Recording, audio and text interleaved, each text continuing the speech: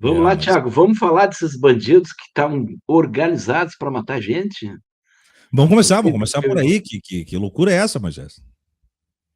Tu vê, olha só, a partir da investigação da venda, da suspeita de venda de sentenças no STJ, não são em tribunais estaduais, são vários, tem pelo menos uma dúzia de tribunais regionais, estaduais, onde havia suspeita de venda de sentenças.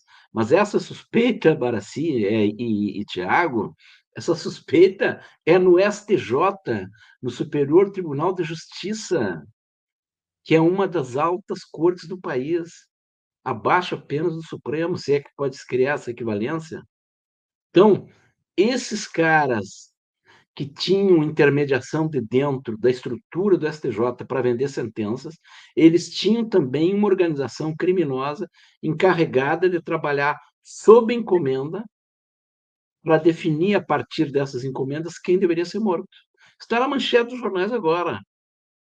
E tem grampo, Tiago, tem grampo de ministros do STJ falando com um advogado que foi morto por essa facção aí.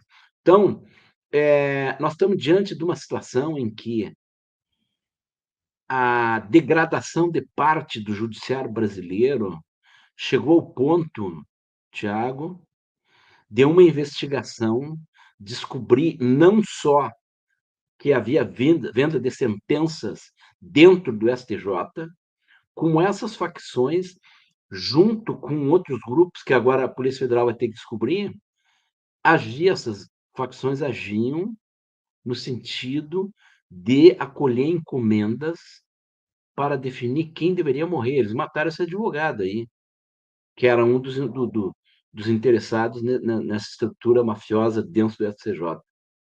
Então, Tiago, qual é a esperança que eu posso ter, eu, tu, Kiko Nogueira, de ter bons desfechos para casos em que nós somos partes, em que Ferrou, vários jornalistas são partes, ferrou. acossados, sofrendo bullying do poder econômico, do poder político da extrema-direita? Qual é a nossa chance de escapar do cerco desses caras se descobre agora que dentro do STJ havia uma turma trabalhando não só no sentido de vender sentenças, mas de interagir com facções encarregadas de receber encomendas para matar gente? Qual é a minha chance, Tiago? Qual é a tua chance? Qual é a chance do Luiz Nassif, do tal Golim, que já foi processado, Tô ferrado, Moisés. do Flávio William, que foi processado aqui, não de jornalistas celebridades de grande imprensa, jornalistas que trabalham na resistência do jornalismo e que dependem de decisões tomadas por gente que trabalha em conluio com o poder econômico, que participa de jantares com o poder econômico interessado, parte em processos que tramitam dentro de altos tribunais. Qual é a minha chance, Tiago? Não tem, Moisés. Não tem. É orar. Para quem é de fé, é orar.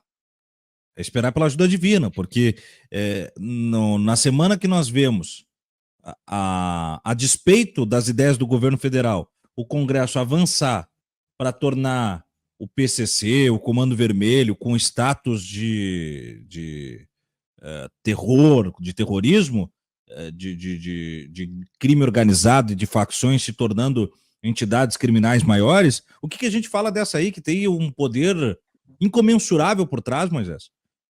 Qual é a diferença dessa quadrilha do tribunal para o PCC? É um material mais letal, inclusive porque tem a caneta na mão ainda, né? É isso aí. E esses grupos aí, eles não têm necessariamente relação com os grandes facções organizadas, mas eles têm com essas ramificações. Olha só, a notícia diz o seguinte, olha só, Tiago, a nova fase da investigação da Polícia Federal em torno desse pessoal aí tem o objetivo de investigar possíveis mandantes e eventuais coautores do homicídio do advogado Roberto Zampieri em 2023 em Cuiabá. Zampieri foi morto dentro do carro com 10 tiros em frente ao escritório na capital mato-grossense. No celular de Zampieri, desse advogado morto, foram encontradas conversas com desembargadores, empresários e com o lobista Anderson, não é Anderson, Anderson de Oliveira Gonçalves, que intermediava as negociações com os servidores do STJ. E agora a grande questão é a seguinte, a partir dessas investigações, Thiago Barassi, qual era o envolvimento de servidores, que isso já está evidente, já está provado, e qual era o envolvimento a partir desses servidores, de desembargadores que conversavam com esse advogado que foi assassinado. Então, essa é a grande questão agora. As servidores do sistema de justiça participavam da venda de sentenças dentro do STJ. É dado. Agora, qual é a participação de desembargadores nessa estrutura mafiosa dentro do STJ, que está provado que existia? Essa é a próxima etapa agora. Eu tenho agora, hoje, eu acordei otimista, porque eu acho que a partir de operações como essa, a Polícia Federal vai fechar o cerco para oferecer uma tranca, né, em benefício de todos nós, várias trancas, em relação ao que está acontecendo, para se preparar para o que vem em 2026. Então, eu acho que a Polícia Federal vai saltar no pescoço desses caras e nós vamos ter notícias boas a partir de ações da Polícia Federal, assim como essa de hoje. E aí, Moisés, no complemento, né? Os assassinos de aluguel cobravam 250 mil para espionar ministros do STF. Tá? Sim, Essa a notícia organização criminosa completa tu pode dar outras informações aí, é assustador. Eles é absurdo, acompanhavam cara. a vida de várias pessoas, assim como o Thiago Barassi, a ABIN, Agência Brasileira de Inteligência, vigiava sindicalistas, advogados, jornalistas, deputados, juízes, a partir de encomendas feitas pela estrutura bolsonarista de poder dentro do governo, para que não só os inimigos, mas também os amigos do governo fossem vigiados e tivessem dossiês produzidos contra eles. O que nós temos até hoje dessa investigação sobre a produção de dossiês contra amigos do Bolsonaro, que depois iam ser o quê? Extorquidos por esse grupo. O que nós temos até hoje? Não temos nada até agora. Então, eu acho que, a partir de ações como essa e de outras que virão, nós vamos ter notícias boas, sempre nessa direção de que vai fechar o garrote no pescoço desse cara. Vocês veem que hoje eu acordei otimista, né? Não sei se Apesar isso da aí é notícia bom. inicial. Apesar da O notícia Moisés, inicial. aí, com base nisso também, a gente vai para o risco, né? Que está entranhado no STF, por exemplo, em decisões de lidar com esses golpistas que tinham como alvo, por exemplo, um próprio ministro do STF, e o que faz a gente pensar que isso esbarra na lei, ô Moisés? Por que a gente não pode imaginar que essas quadrilhas que operam de dentro do sistema, amanhã depois não vão matar os ministros do STF antes de uma sentença aí do núcleo golpista, que é um crime maior? Não tem segurança, Moisés.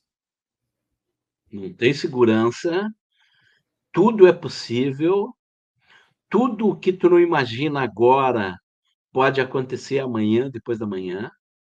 Então, a estrutura fascista, que tem estrutura institucional dentro do Congresso, né, que tem direita, extrema-direita, dominando 2/3 do Congresso e amordaçando o governo, que tem estruturas fascistas com conexões com a política, trabalhando junto com essas quadrilhas para que atendam encomendas de assassinatos. E isso que tu está dizendo, Tiago, é o que deve ser considerado a partir de agora como algo que pode acontecer. Qualquer. Vamos dizer, bueno, Nós vamos agora levantar a hipótese de que autoridades podem ser assassinadas? Sim, a partir da investigação da Polícia Federal. Claro. Eles não iam matar o Lula, não iam matar o Alckmin e não iam matar o Alexandre de Moraes. No Dirceu, né? Pois é, é. Então, nós temos sim que, pensando positivamente, nós temos que considerar as várias hipóteses de rearticulação da extrema-direita a partir das várias ramificações, com Eduardo Bolsonaro nos Estados Unidos, com grandes empresários organizados aqui no Rio Grande do Sul, em Santa Catarina, no Paraná, rearticulando esses grupos, com a manutenção de estruturas de espionagem que eles mantinham dentro do governo, com o gabinete do ódio e das milícias digitais, eles mantêm as mesmas estruturas fora do governo e continuam se rearticulando, não só para a eleição do ano que vem, mas para agir como máfia mesmo, como está provado agora nessa investigação da Polícia Federal. Enquanto isso, eles atacam a Marina Silva lá no Senado, como aconteceu ontem.